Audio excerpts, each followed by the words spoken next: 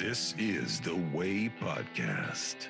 The militias needed to have a heads up that I was coming. I personally think that it, liking chess. So that's how deep the addiction goes. I've been incarcerated most of my life. Having a conversation with Or they've been given no option, either join or die. Snipers, and it was a military. That film is famously visually gorgeous.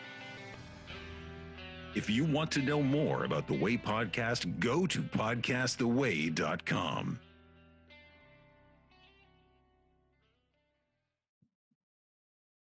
Welcome to the Way Podcast on FM 91.7, WHUS Tours at the top of the hour.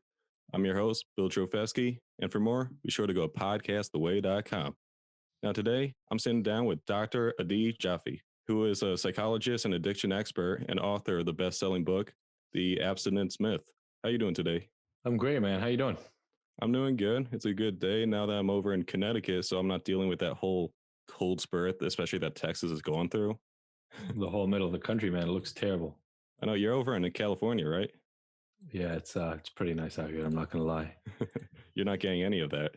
It's sort of spared the East and West Coast. Totally. Yes, we get pretty consistent weather. We're the opposite. New England's known for, I think it's the crazy Mount Washington. It's a mountain in Massachusetts? But yeah, it's the deadliest mountain in the world, I believe, just because our weather is so sporadic. Crazy. I know. So, first off, I saw that you were on the Larry King show. What was that like, especially now with the news probably about a month ago? Yeah, honestly, it was an honor just to get to meet the guy. He was such a professional and it was so clear that he knew what he was doing, had it together, and just made everybody around him feel so at ease and so comfortable. So again, always really, really an honor. And I feel so privileged. I was actually on the show twice. So I feel so privileged to have had an opportunity to do that. It really felt pretty amazing. Wow. I believe it. Yeah. I didn't even realize you were on the show till an hour ago because I have my research. I have everything. But then I saw the email. I'm like, oh, what's this little clip in the email section? That's now. Is the next plan Joe Rogan? Yes. And Joe, if you're listening, Joe will respond to me every once in a while on Instagram. So I'm waiting for that the day where we get that invite. Sounds good. All right. So yeah, let's get into it. So again, your stuff on psychology and addiction. So first, what is addiction? To start off basic. That's a great actual first question. A lot of people talk about addiction as a disease. I try to talk about it in a much, much simpler way. And that is, addiction is any time that you're engaged in ongoing habits that have been affecting your life negatively for a long period of time. And you've tried the basic tools and methods that you have to change your behavior in life, but it hasn't worked. And typically what ends up happening is the consequences amass and they continue to get worse and you're unable to keep them in check. So to me, anything that falls under that definition makes it. So it could be alcohol, it could be drugs, it could be sex and porn, it could be food, it could be unhealthy relationships. The important thing is negative consequences, the inability to reverse those negative consequences or control them. And oftentimes what we find is cravings and obsessive thinking, et cetera, about the behavior or the substance. Gotcha. Addiction is usually very problematic in cases, but if I had to eat a bowl of cereal every morning, could that be considered an addiction? It's a really good question, man. Not unless it would negatively affect you, right? So I'll say it to you like this, because people always say, well, there are a lot of things that we need to do all the time, like air. I need to breathe all the time. Am I addicted to air? No, but if you started inhaling something all the time that caused problems in your life and you weren't able to stop it, then the answer would be yes. So, you mentioned cereal, obviously, because that's kind of like an offshoot example that a lot of people resonate with every morning that they have to eat. But imagine you needed cereal so much that you woke up in the morning, you had your first bowl of cereal, and then you were getting ready to leave the house to go to work, or in the age of COVID, I guess, get on Zoom to go to work or whatever. Yeah. And then you were like, oh, dude, before I log in, I'm just going to go have another bowl. And then you have another bowl of cereal. And then you go back to Zoom. You're like, oh, I just need a little bit more. And you go back and have a little bit more. And maybe you eat to the point where you're throwing up. Imagine somebody doing that with cereal for months, maybe years. And now you can see how that would become a problem. So in that way, yes, anything can be a problem. It's just it's also, the following is also true. People tend to develop problems to the same things over and over and over. So alcohol and all sorts of mind altering drugs definitely make that list, but also highly sugar fed foods and highly fat stuffed foods and porn and sex and those things. And the reason is simple.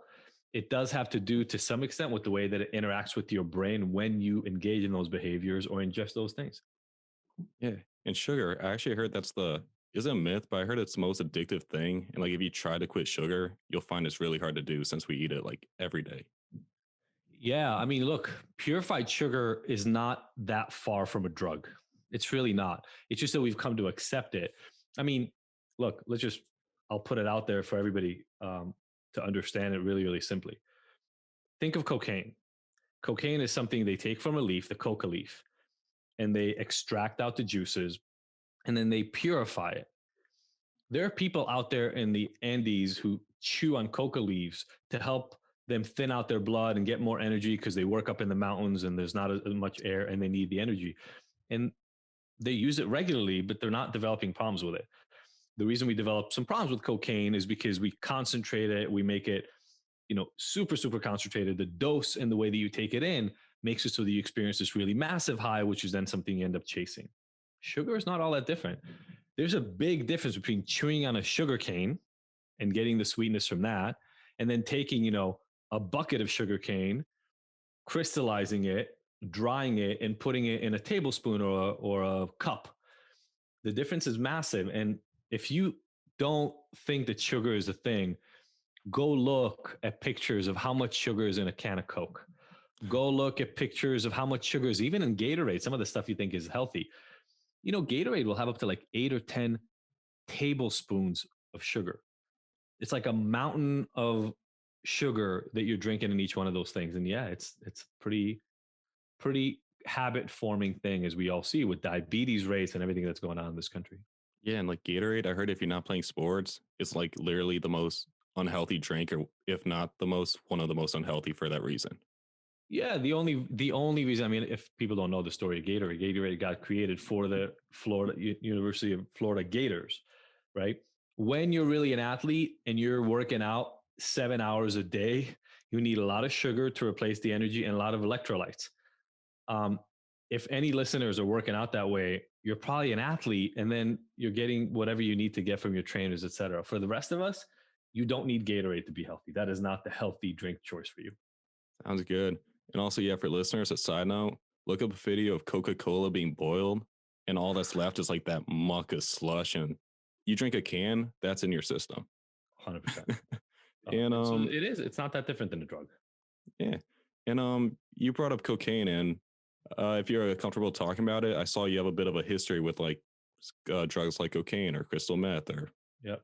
Is that what got you into this? Writing your book and being an advocate. We'll talk about what you're an advocate for, but what got you into what you're doing? 100%.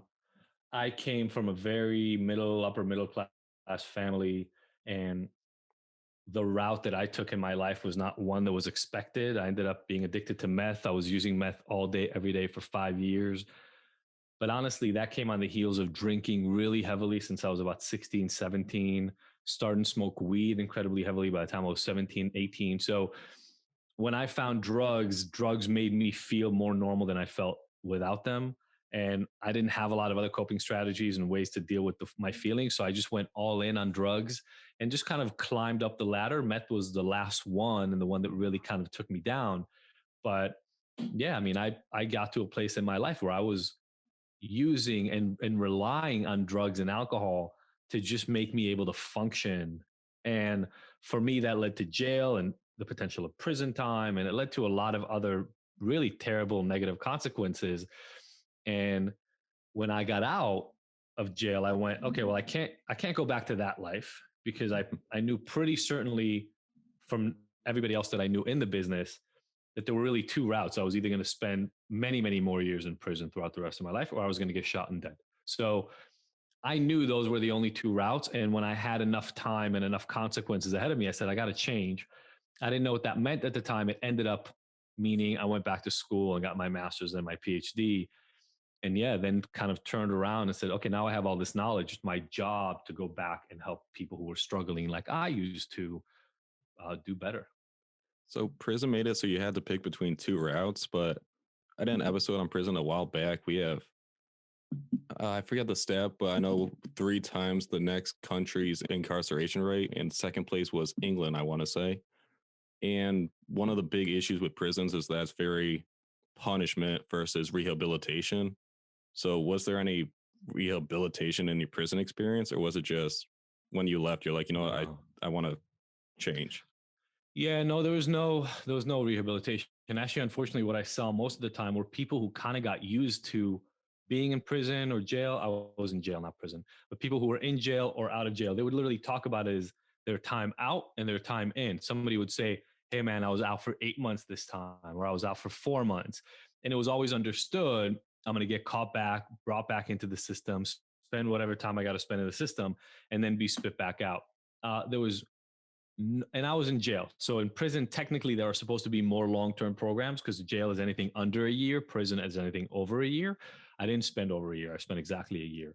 So I didn't get any care, to be perfectly honest. I got racially segregated weirdness. I always say, if you want to understand jail, it's the only place where you can be bored, scared, and tired all at once because you don't get enough sleep. The lights are always on. Fights break out all the time, but at the same time, you've got like 8-hour stretches where nothing happens. So it's a very, very bizarre environment to be in. I just saw the other people and I knew the people that I knew on the outside who had been to jail and prison. And I realized very quickly, if I don't change directions, this is my future. Yeah, that seems like a good reason to change direction. And you kind of touched on it a bit, but I found there's a difference between dependence and addiction. So, like when people use the term dependence, Sure. they are usually referring to physical dependence on a substance. Dependence is characterized by the symptoms of tolerance and withdrawals, etc. So, what's the difference, and how does dependence lead to addiction, or vice versa?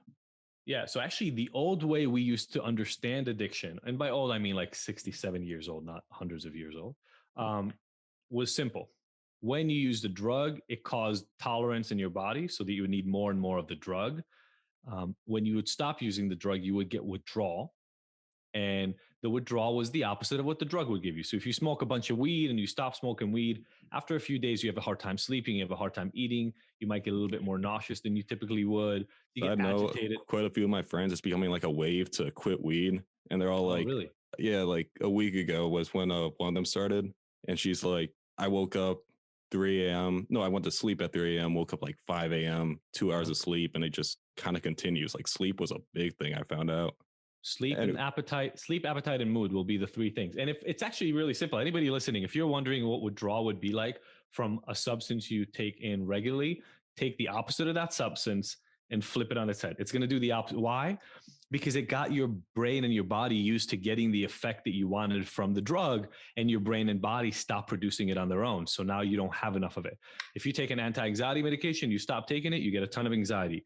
It's just how it works. And so the idea for dependence was once you get to a place where your physical withdrawal is so strong that every single time that you try to stop, the symptoms of the withdrawal are so strong that you start taking them again, the substance, in order to deal with the withdrawal. That's dependence.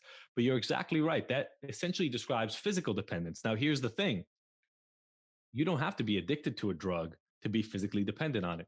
If you break your leg, and your doctor gives you an opiate medication, they give you Oxycontin, or nowadays they probably don't give you Oxycontin. Let's say they give you Tylenol 3s. It's Tylenol plus codeine. So if they give you those and you take them regularly, your brain will get used to the opiates in the medication and you will become physically dependent. What does that mean? When you stop taking the medication, your legs will hurt more than usual. You will get nerve pain. You'll be maybe sweaty a little bit. You'll have kind of like this sensitivity in your skin. You may be constipated or you may have diarrhea. So like you will get physical symptoms because you became physically dependent on the drug. But this happens to millions of people every year, and they deal with the symptoms and they stop. The people who struggle with addiction sometimes get caught in that cycle and find themselves unable to stop themselves from taking the medication. And the argument that I make, you asked in the beginning, what is addiction? I always say that's because only a small part of most people's addiction is purely physical. The other part has to do with the fact that you're taking these drugs or you're engaging in these behaviors to make the organ between your ears feel better. So like I was really socially anxious growing up, felt weird talking to people, but especially girls. Well, guess what? When I drank or smoked a bunch of weed, didn't feel as weird talking to girls. So instead of trying to figure out why I felt awkward around women and fixing it, I just drank because then I didn't feel awkward around them and I could go on dates. So that's kind of what I'm talking about here is the difference between addiction and dependence. Gotcha. What's your approach to treating addiction? Yeah. So I wrote a book called The Abstinence Myth. And the book rests on one very simple notion, and that is we've been wrongfully told that the way to beat addiction is for people to stop using the thing that they're addicted to. I bring people back to the fact that nobody started using drugs because of the drugs themselves. They used the drugs because the drugs helped fix or address an issue they were struggling with before. Now, we may not like the outcome. We may not like the consequences. We may not like where it took them in life.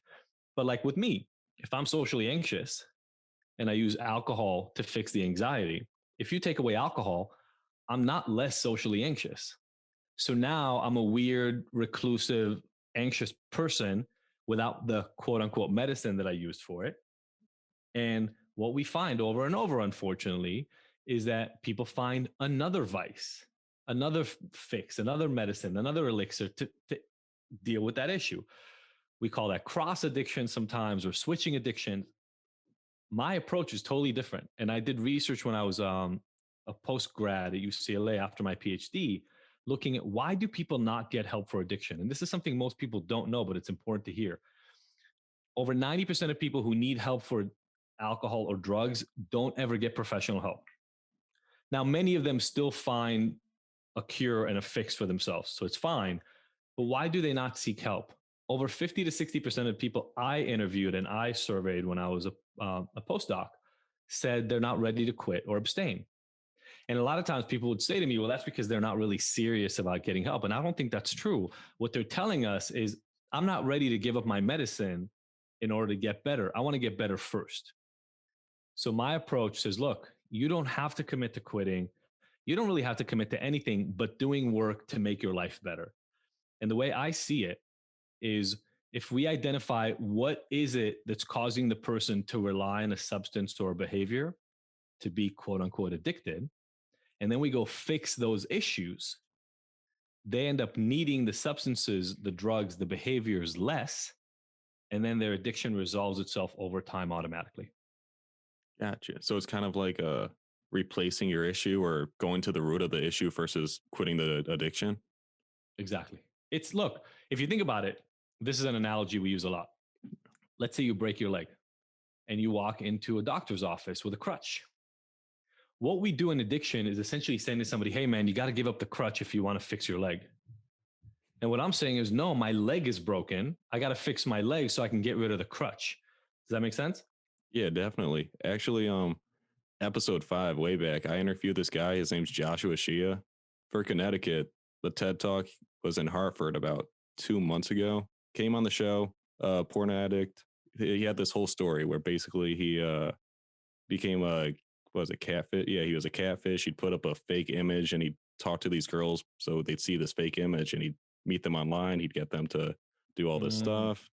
He every day he kind of separated from his family, got arrested, charged for child pornography because one of the girls was 16. It's like this whole story. I recommend people check it out.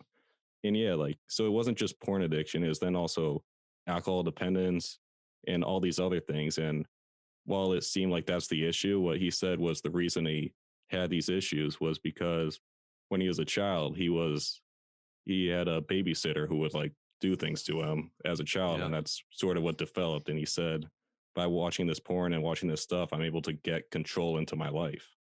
And just think for a second, when there's a caretaker, right? I'm a parent now, 3 kids. when you put them with a babysitter and you say, hey, this person's going to take care of you, and then that's what they do, whether we think as adults that that's perverted or not, put yourself in the position of the kid. The kid starts thinking, well, this is what we do. This is what's normal. And the babysitter wasn't 20. She was probably younger. And so you start developing, this is how I show attachment. This is how I show caring. And we're very quick to jump to judgment in our society, very, very quick. But when you actually, I have this thing I tell my clients all the time. If I really understand the path you took to this moment, and I really know the story that brought you to me right now, I will fully understand why it is that you struggle the way you do. Is that why you did a TED Talk, UCLA? That's where you got your degree. Are you still with UCLA, like professing or anything? I haven't done that in about 2 years. When I created the company Ignited, I really try to focus all my efforts on that. But I taught at UCLA and at Cal State Long Beach for almost a whole decade. That was absolutely one of my favorite experiences. I love teaching at university. Gotcha. And yeah, like, so I saw the TED Talk where it was a TEDx UCLA. Yep. And one of the things, well, it was about, as you know, since you did the talk, it was about labeling, and you don't like giving people these labels when they're, like addiction or anything. So yeah, can you talk a little bit about that? Sure. Yeah, I've been labeled a lot of things in my life. Most of us have. Living in this country now, I am white, I am a man, I am a father, but depending on who you talk to, I'm also a drug addict or an ex-drug addict. I'm also a sex addict. I'm also a cheater. I cheated on my wife. We were dating at the time. This is like 16, 17 years ago, but I'm also a cheater. There are all these titles. When I was a kid in school, I had ADHD. And so I was, educationally disabled, right? I had a disability. And what we don't understand a lot of times is that we really hone in on those labels. And when you start applying those labels to yourself, some labels really pigeonhole you into a category. We talked about my jail and prison time before, and an ex-convict, a drug dealer, a drug addict, all those things. If I still saw myself as those people, whether you like it or not, there are all these other associations, all these other words that get connected to that label. And what we don't understand a lot of times is when you say to somebody has ADHD, it means different things for different people. Some people are hyperactive and they run around all the time and have a hard time being quiet. Sometimes they don't have that, but they have a hard time focusing for long periods of time. Sometimes people with ADHD, depending on the situation, can be hyper-focused. So what we do with these labels is we're trying to take shortcuts. We're trying to say, I'm going to use one word, and by using one word, I will describe you. The problem is people are more complex than that. So what happens is you use the word, you have a certain meaning for it. What does it mean to be white? What does it mean to be a man? What does it mean to be an ex-con? You say it, and then you think it means only what you meant for it to. But what it actually does is it brings along all the weight of that word in society and for the person that's in front of you. So if you say to somebody, hey, you're an alcoholic, you need help with alcohol, and all you mean by it is you're struggling with alcohol, it doesn't matter what you mean. What matters is that in their head, an alcoholic is a lazy bum who's unmotivated, doesn't care about anybody else, is going to end up in jail and has no chance of getting better. Let's say that's their definition. Now, with one word, you just made them feel like all those things are correct about them. And what we do, and what I talk about in the TED Talk, is you actually limit people's opportunities for growth. And we know this. When I did the talk 7 years ago, there was already a lot of literature about this in other fields. But there are now studies in addiction that show you calling people addicts and alcoholics makes them less likely to engage in treatment. It makes them less likely to stay in treatment longer, which means they are less likely to succeed at meeting their goals. And we can call them names and decide that that's the way we want to do it, or we can just remove that and decide that what we care about more is helping them and making their lives better. I could see that fitting into the shame. I think it was that same video actually where it said the reason people don't go, or 75%, is because of shame. So by doing the category and having them feel like you just said, I could easily see that fitting into that shame category. Yeah. In that same TED Talk, I say F shame. And I use it around my own because I say my name is Adi, but I'm not an addict. And what I'm saying is I want to separate myself from those labels that are supposed to anchor me in pain and shame and make me look at myself as a sick, hopeless, powerless kind of person, and do the opposite and say, look, I may have struggled, I may have done things that I'm not proud of, but I have what it takes to get to the other side. And I urge anybody who's struggling with any mental health issues, trauma, anything from your past, to really uncouple yourself from the shame, from the stigma around those labels. Gotcha. All right. So somebody's suffering from addiction and they want to seek help. They're able to get past it. And so there's the abstinence approach. And then there's sort of the approach you address. Are you against abstinence, like overall? No, not at all. Not at all. I talk in my program all the time about abstinence is a great goal to choose. It's the safest, it's the cleanest and easiest. If you want to drink less, you have to deal in gray, right? Like, let's say you used to drink a 6-pack a day and you want to drink less. You have to do some thinking. Well, do I want to go down to 5, 4, 3, 2, 1? Do I want to drink every day? Do I want to drink every other day? There's a lot of nuance. By the way, I think that's valuable information and you should think through that if you want to reduce. If you want to abstain, what you're saying is I want to go from 6 to 0. It's a very clean line. Here's the problem. The only way we currently measure success in addiction recovery is how many days in a row do you have? So somebody will say, I've got 30 days, I got 60 days, I got 4 years, I got 20 years. And then you get the chip. And you get the chip. And it's very clear that the person with 4 years is better than the person with 1 year, which is very better than the person with 6 months, which is better than the person with 3 months, and better than the person with a month. That's not how life works. And I say that in a few different ways. There are a lot of things that come into having a fulfilling life. And there's no doubt that for somebody who drinks too much or has a real strong alcohol problems, the odds of them putting all the other pieces in place with heavy drinking go down and they improve when they drink less or stop drinking.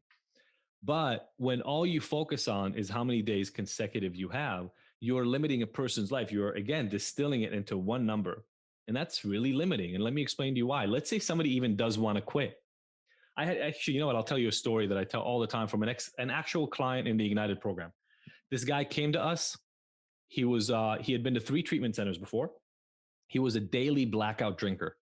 So when he was in treatment, everything was good. But within a week or a month after getting out of treatment, he'd start drinking again. And very quickly, he would get back to daily blackout drinker and literally pass out drunk every day of the week. Oh. That is a classic, quote unquote, alcoholic. And he came to me because it was a different approach and he just wanted to try it out. Started working with us. He was with us for about 4 to 6 months. And after he left, I just followed up with him. I like following up with people sometimes. And I asked him how things were going. He filled me out about his work. And then he said, by the way, when it comes to drinking, I'm doing really well. Since I joined Ignited, I've only drank 4 times. So like 4 to 6 in those 4 cases, or just? He never blacked out. And not only that, 2 of the times that he drank, he said, I drank exactly what I planned on drinking. And then he said, 2 other times I drank more than I wanted to, but I didn't black out. Now, I thought that was the most amazing win ever. And I shared it publicly. And then I got some responses from people saying, how can you tell an alcoholic, right? It's back to that label. How can you tell an alcoholic that it's okay that they drank? And I stopped this person. I said, look, this guy used to drink to black out every day. In 6 months, there's about 180 days, right? Okay. So he went from drinking 180 days, pretty much based on his self-report, to drinking on 4 days. That is an over 95% reduction in drinking. Now it gets better because on those other days, he used to black out. So he drank a lot. On 4 of these occasions, he didn't black out. So his reduction in quantity of drinking over the 6 months was almost 99%. And I said to them, how dare you look at somebody who's made 99% improvement? That's an A+ in any class, in anything you do in the world. If you hit 99%, you're a winner. But in the addiction world, if you hit 99%, you're a failure. It's not even a B, it's an F. And I said, then you wonder why people would rather get wasted. Let's say this guy's goal should be to stop. Isn't he more likely to stop if you say, oh my God, you're doing so well. You went from 180 days of drinking to 4 days. Imagine how easy it's going to be over the next 6 months to only drink once or twice. Positive reinforcement. So in our field, unfortunately, whether we like it or not, the abstinence determinant of recovery, it's not that there's anything wrong with it. It's just we have to stop using it as the only thing that we measure recovery by. Here's what I care about.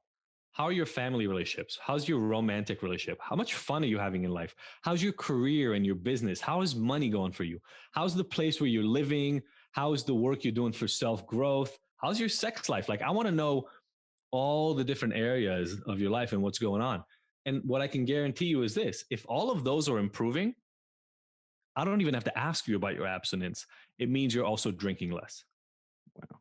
And also, yeah, bring it back when you if you black out once, that's bad for your brain. I don't know the science. I'm sure you do. You're a doctor.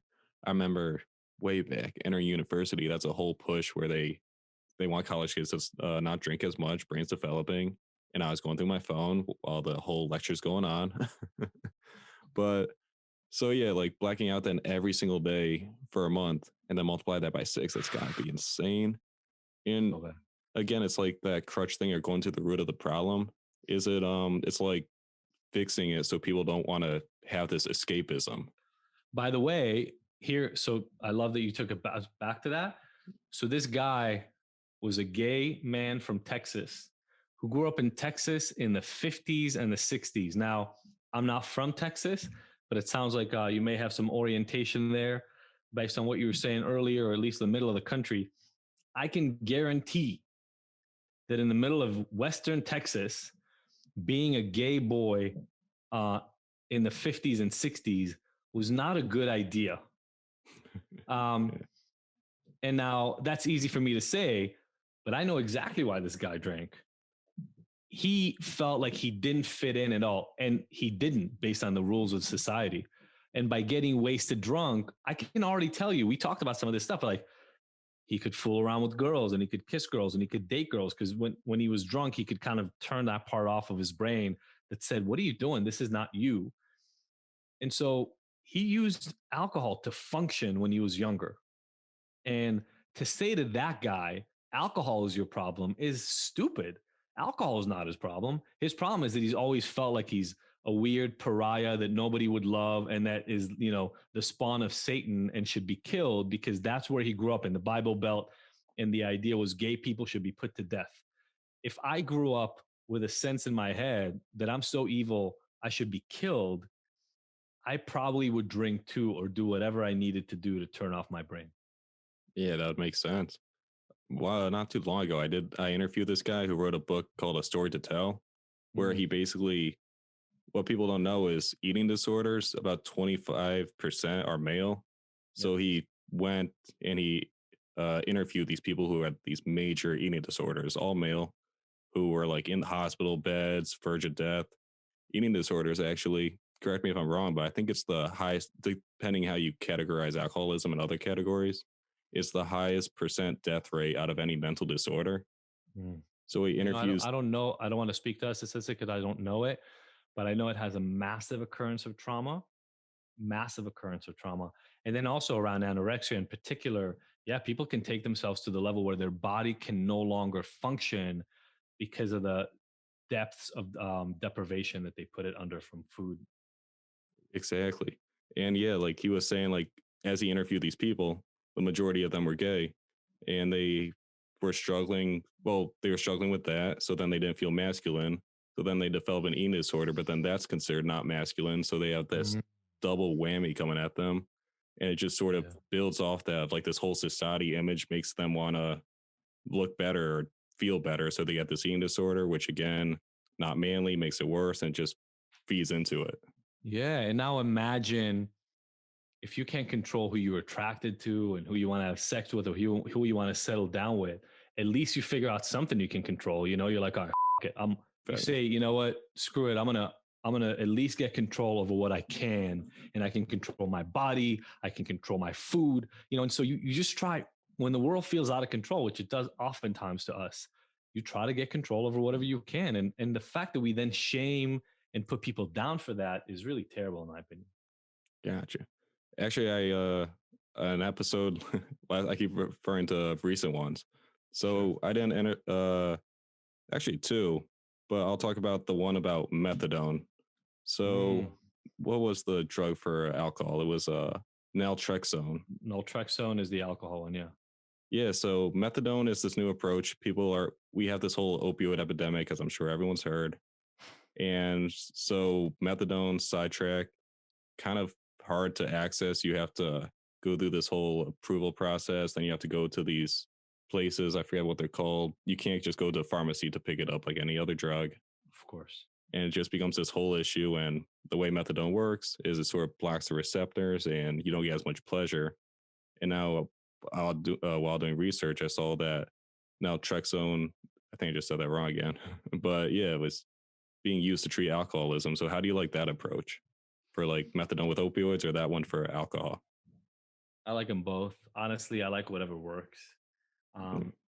Naltrexone is really nice because for the people that it works for, and I find it works for about 30 to 60% of the people who try it out, it reduces their cravings to drink. And if you want to drink less, you're a little less tempted by it, which means we can do some work around it, which is really nice.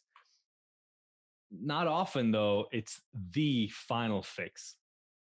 I typically find that people still need some psychological or therapeutic help to deal with the issues that are making them want to drink. So that could be like a help sort of train the brain, I guess. But again, it doesn't address that root cause that's causing that escapism. Yeah, that's not always true. Look, there are always exceptions to every rule. But as a rule, I find that, yes, most people do need some extra care around underlying issues that they're struggling with. Yeah. Gotcha.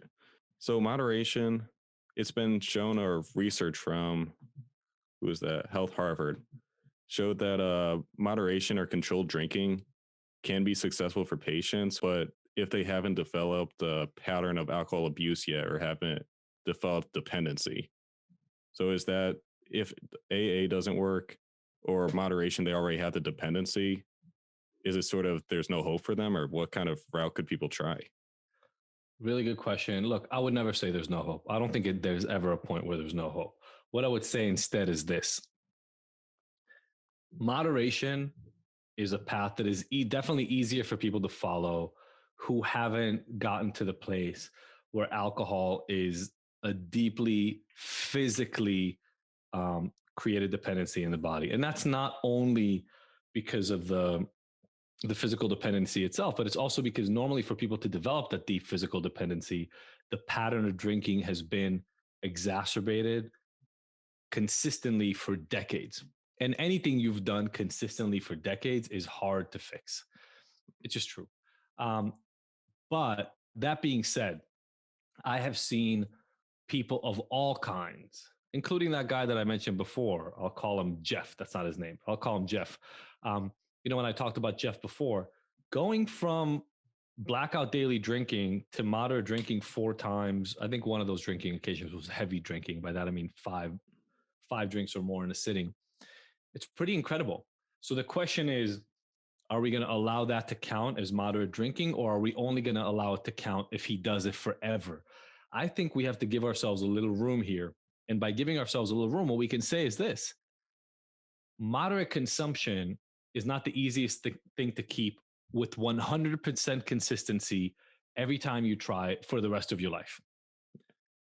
But let me ask you a question. What is consistently possible, and what is it that people do regularly throughout their entire life and keep scoring 100% on? I don't think there's much. Now, yes, of course, if you don't drink alcohol, then you don't drink alcohol 100% of the time, and you can use that and put that as a notch on your belt, and that's great for you. But here's how that really works out. There's about 50% of Americans that just don't drink. For all of those people, drinking is just not a thing. Out of the other 45, 50% of people who do drink, more than half of them never develop a problem with it. It's not an issue. For another half or so, which is a quarter of our society, it becomes a problem to differing extent. Only the top 5 or 10% develop really serious, lifelong, chronic issues with alcohol. If even some of those people can meet moderate um, drinking criteria pretty well for most of their life, then we're really only talking about a very small percentage of drinkers who are unable to meet moderation at all. And I'm not saying moderation is a goal for everybody, but the reason I wrote my book and the reason I called it The Abstinence Myth is I'll say this.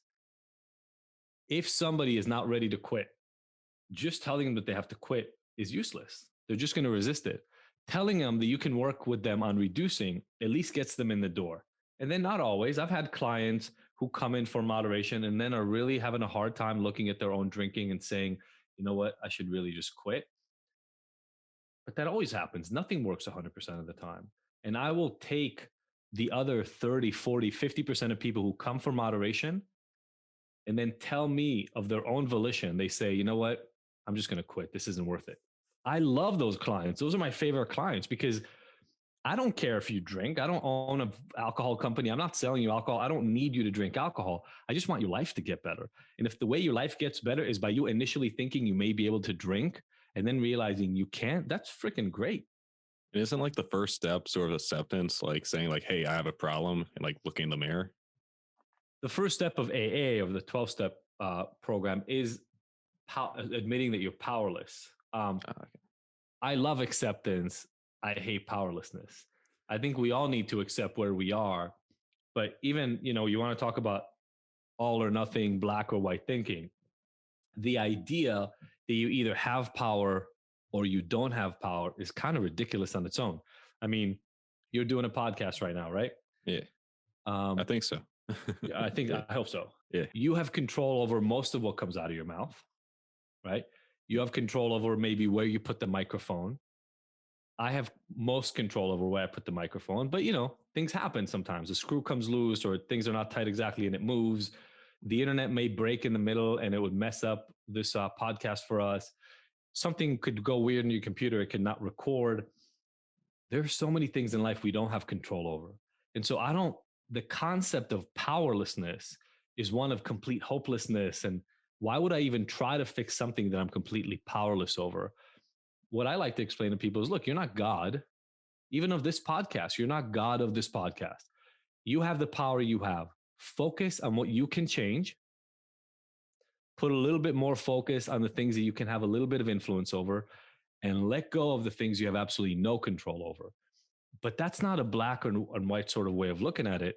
There are absolutely aspects of people's drinking that they have control over and power over, even when they struggle with alcohol and have had a problem for a long time.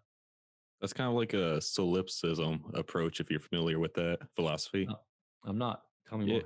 Yeah, solipsism. Basically the idea of I control what I can control. And if it's not my control, I'm not going to worry about stress about it. So say, like some of your examples were exactly it, but say I apply for a job, I do my best. The second I leave, I'm not going to worry about if I got the job or not because it's out of my control. Totally.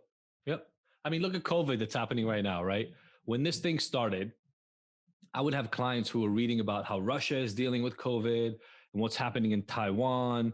It's like, what's wrong with Putin? And I'm like, what do you care? Like, in what way is what Putin doing with COVID-19 relevant to your life? Why are you even looking at it? What about you thinks that A, you can have any influence over it, or that those actions matter to what you do right now? Deal with your world.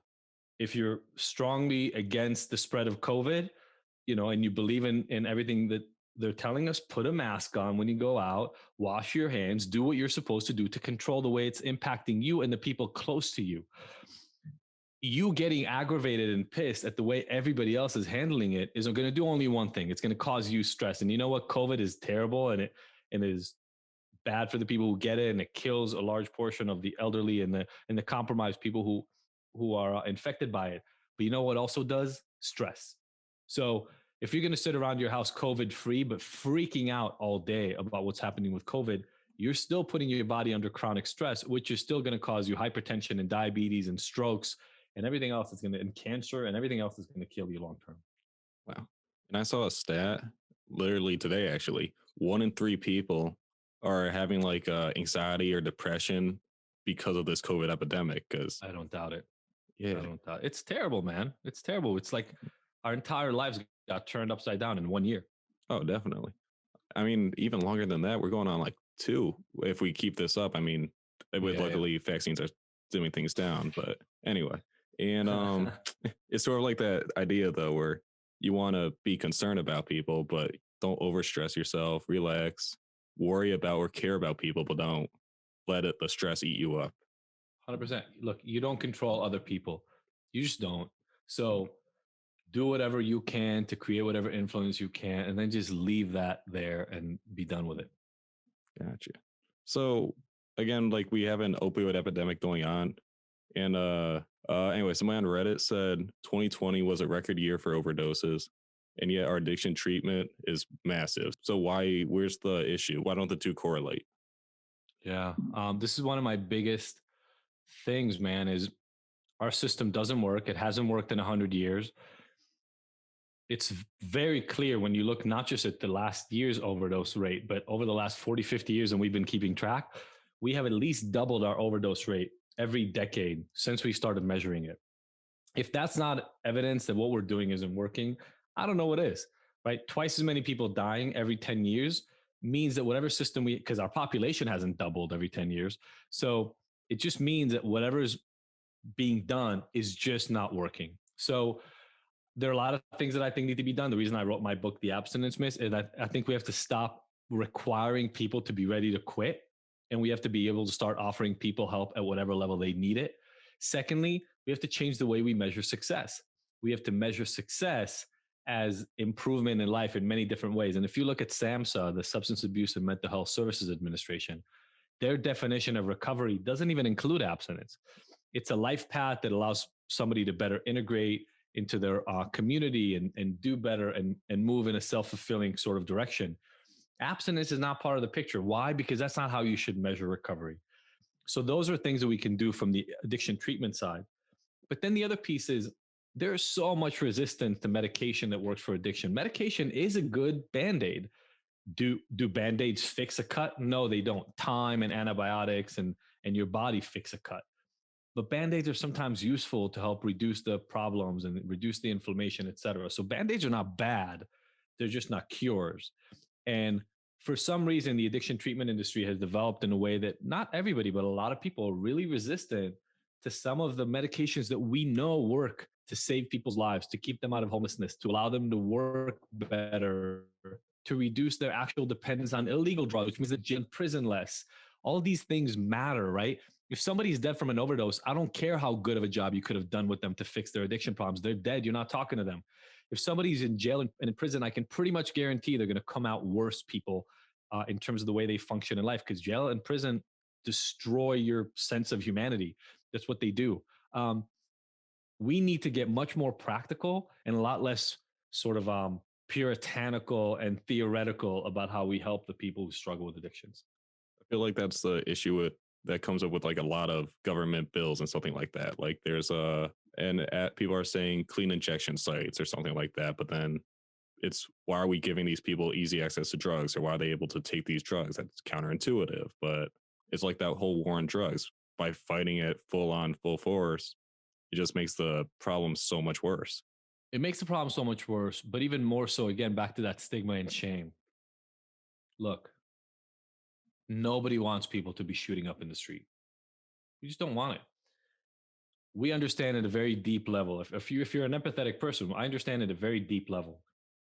Those people are suffering, right? They're struggling. The question is, do you care more about the fact that they're drug users and they're bad people because they use drugs, and drugs are bad because, I don't know, because God said it, or because that's your parents said, and so your job is to stop people from using drugs? Is that what you're putting your focus on? Oh man, those people are really struggling. Obviously, to things influence on lives so they can go on and thrive and be, positive members of society. Those are two sometimes opposing viewpoints, and you don't come up with the same solutions, unfortunately, with one versus the other. So if your job is to try to stop everybody from using drugs, then yeah, it makes sense for you to try to stop drugs from coming into the country. And anytime somebody uses drugs or sells drugs or looks at drugs or likes drugs, to put them in prison and jail, it makes sense because you're trying to stop people from using drugs.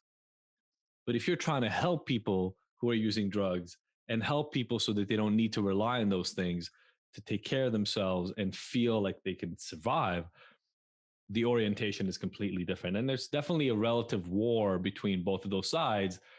Sometimes people think mistakenly that that war is because drugs are bad for you. But again, let me just stress, the vast majority of people who experiment and or try drugs do not become addicted and do not develop lifelong problems. And so, what is it? I think it's like something like 130 to 150 million or a little more than that Americans who consume alcohol in a year.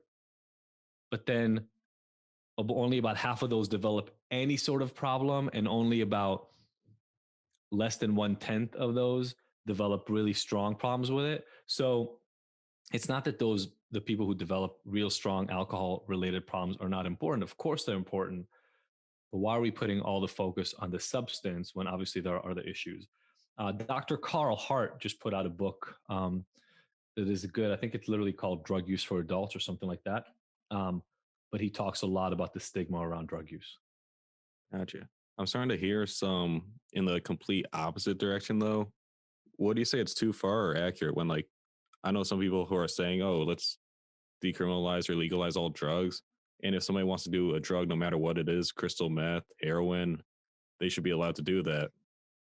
And I see that as like, okay, I mean, we all have our own right to, if I want to take a drug, I should be able to, but at the same time, they're addictive and I could see them ruining people's lives.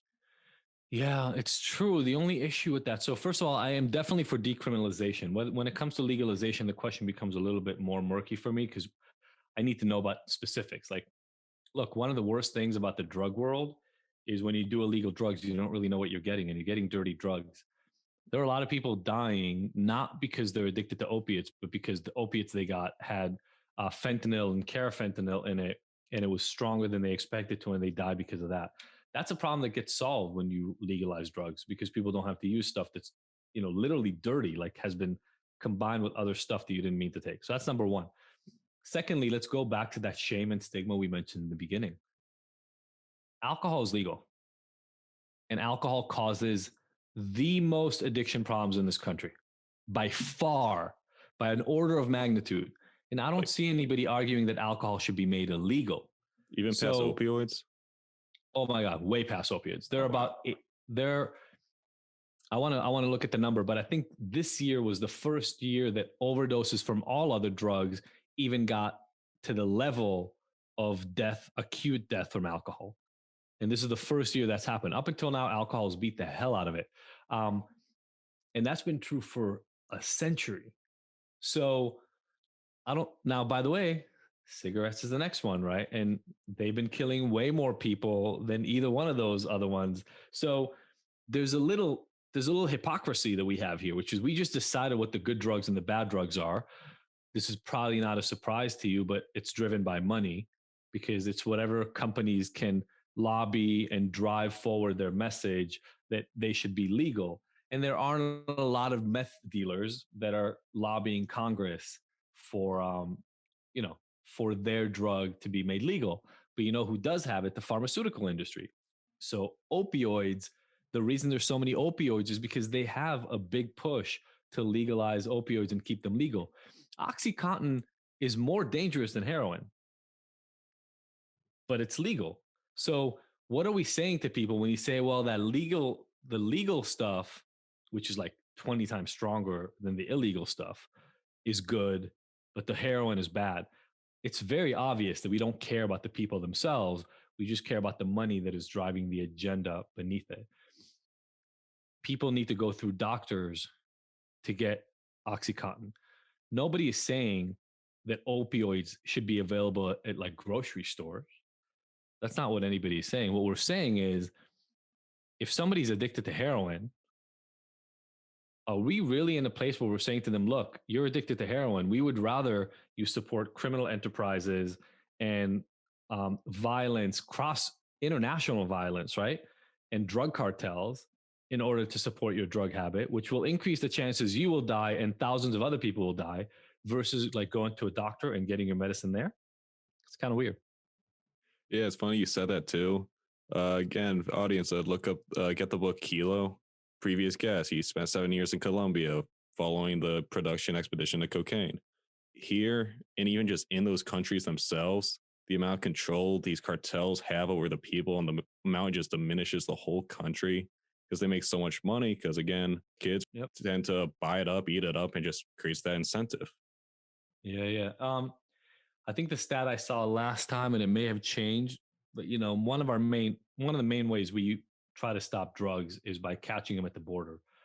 I think I read somewhere that we can catch 90% of the drugs that make it through the border, and there would still be enough drugs to drive the entire demand in the US. And we don't get close to catching 30 to 50% of the drugs, and we spent trillions of dollars on it. So there's this thing we do when I work with couples a lot of times, and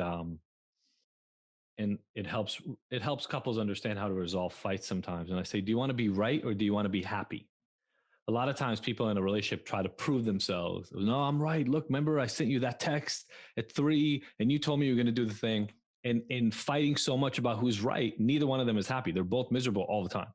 And I always say, well, do you want to be right about this? Like, do you want to win this fight or do you want to be happy in your partnership? I think the same thing applies here. Do you want to hold the high moral ground of drugs are bad, people shouldn't use them, so we should stop drugs from coming into this country, which you've been fighting for 70 years and have been failing at miserably. So it's not working. Do you want to just put all your eggs in that basket? Or do you want to say, you know what? Let's treat people like humans and completely shift the perspective and spread more love and empathy and understanding around the people who are struggling. And then by doing that, we will fix their issues, which will reduce some of the drug consumption, which will get less money to cartels anyway, which means they will lose more money back home. Now, by the way, cartels don't care about drugs. As somebody who used to buy from some cartels, they care about money. They'll sell stolen cell phones, cars. They'll do whatever they need to do to make money. But this is something we have some control over. Help the people who want drugs live a better life so they need less drugs. And a lot of the other issues will take care of themselves. Makes sense. And also I like that analogy of do you want to be right or do you want to be happy? Because politically it's so polarized that, hey, so yeah, like it's brutal. That's all anybody ever cares about. And I know. And look at where our country is. Yeah, I know, literally. I don't know, hopefully it gets better. But I think it's about time to wrap it up. So is there any final message you want to tell the audience? Any final point, anything? Yeah, I mean, look, the first point is this. Nothing is hopeless. You are not powerless. Everybody who struggles with these issues that we're talking about here has a path out. I just don't know you personally, so I don't know what your specific path is, but make that your mission. If you struggle or somebody close to you in your life struggles right now, make that your mission. Stop trying to be right. Start looking for the things that make things better, that make life better, that makes a person's experience on a daily basis better. Support the people with their deeper underlying needs, and you will find a way to get to the end. Sounds good. Well, again, for the audience, Dr. Adi Jaffe, thank you so much for coming out to the show. Yeah, thanks so much for having me, Bill. Thanks for having this conversation. And if anybody wants more help and wants to connect, you can go to theabstinenceMyth.com. That's the name of the book. It's also available on Amazon. You can go to djaffe.com, or the name of my podcast and the company is ignited.com, IGNTD, and you can find us there too. Sounds good. For the audience too, if you're listening to a podcast, you'll see links for those in the description. This is The Way Podcast on FM 91.7, WHUS Source at the top of the hour. As always, deuces. This has been The Way Podcast. If you want to know more about The Way Podcast, go to podcasttheway.com.